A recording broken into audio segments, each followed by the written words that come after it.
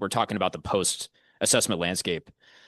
I think it's just worked out, I mean, really wonderfully. It's hard to see any sort of negatives in the aftermath of that operation. Like you said, we now have a regime that's or government, I should say, in place in Venezuela that's open. I won't say maybe we're not friendly, but open to the U.S. And essentially, we're getting the things that we want, right? So, operational access to our private energy companies, our legacy folks down there, of which, and people talk about this all the time, Venezuela has the largest oil reserves, not production. That's a really important distinction I want to make to a lot of folks. I see this on social media all the time. Reserves are not the same as production. If you're in the energy industry, you know this. It takes a lot of time and capital investment engineering to turn those reserves into actual energy. Then you have to transport them all over the world. So low production, a lot of reserves.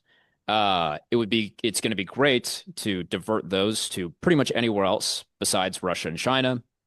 Obviously, China Hmm. relies very heavily on energy imports, and some of those, not a lot, but some of those come from Venezuela. A lot more come from Iran, which is why the Iran conflict is really important right now. And then, likewise, as you mentioned, influence. So China used Venezuela as effectively the Trojan horse to the rest of Latin America.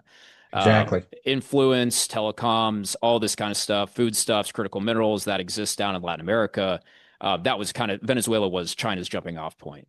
In addition to that, they placed a lot of military hardware and assets in the country, which also, I think, in military planners' worst nightmares, could be used to shut down the Panama Canal in the event Hmm. that they were to invade Taiwan. We then could not move our military assets quick enough via the Panama Canal to get to Taiwan fast enough.